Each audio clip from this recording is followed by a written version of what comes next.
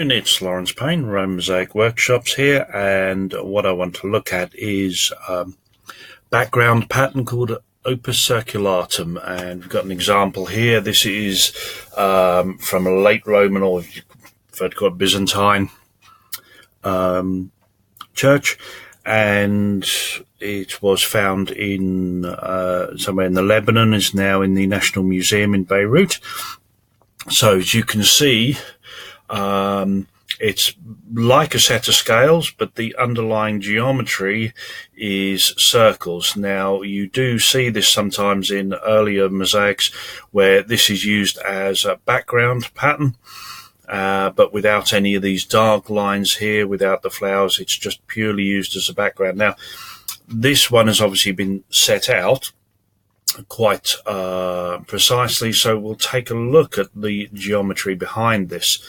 Now, if you see, there are obviously, as I said, circles here, and the circles set up on a grid, and the grid is an isometric grid. So if we take a look here, when it comes up, and there you go. Now in the black, there's the grid. So each circle has a diameter, the measurement right the way across the circle. Now that's what the grid is set on. So you can see here, if you've completed this circle round, is down there. So your points there and your points there, there's your initial grid. Now when you have these other points put between them diagonally, between 4, there's your isometric grid, so it's creating these triangle shapes.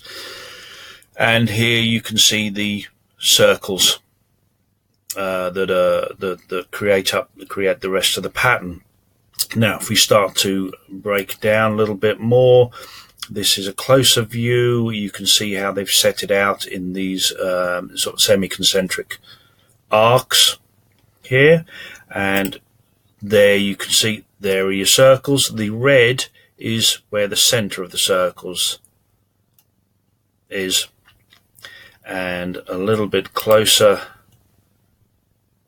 again, this is the setting out. Now, when these are being set out, what I want you to note is the use of a borderline here. So it's there where you've seen the green arrows here on the bottom left.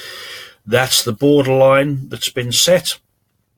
And so you'd have the dark line set, you'd have this borderline set, and you've got 2 lines across the top.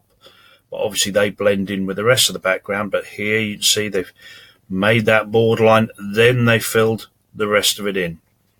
And also on this one, if you take a look at the top of the picture there, you'll see the green circle there. Now you'll see where the line has gone a little narrower, or they've got a bit too much space there. And you can see, here's another one of the rules. I've just lost it a little bit there, but you can see 2 lines blend into one. Now, obviously, you try to avoid that sort of thing. The better standard of work wouldn't have that, but if you do have that compression or that widening, then you need to do that like that. Now, in the same museum, I'm going to add some photos of another pattern with the same sort of setup. So let's get down here. Now, this pattern is called Vesica Piscis, which is overlapping circles. Quite plain to see there. There's your circle, and they create this pattern here, quite distinctive pattern there. Now, how would they have set this out? Well, a couple of ways they could have done it. If you look at this first option here, again, we're back to an isometric grid with your circles on there. Now, bear in mind that these are 3 sets of the pattern. So another way this could have also been drawn out or set out initially is like this. Here you have your first horizontal and your vertical lines, and then you can see how it is split up here, and the same diameter circles on each part of that. So, and this is just another way to create it. But what you've got to remember is you do not need to understand the geometry to be able to set out the pattern. Somebody needs to be able to understand it, but when you actually set out the pattern, it's not strictly necessary to know what that is.